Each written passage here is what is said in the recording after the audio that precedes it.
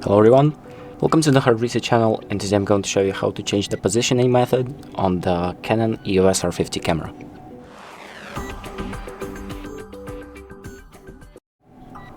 So the first thing that we're going to do is open up the settings by pressing the menu button, and then we're going to go to the section AF and then subsection number 3 by using these 4 buttons to navigate through the menus.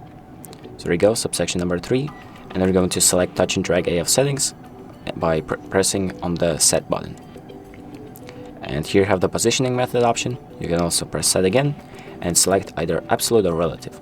So once you've selected the option that you want, you can just exit out the menu and the options will be automatically saved. So that's about it. Thank you for watching. I hope this video helps, and make sure to like and subscribe.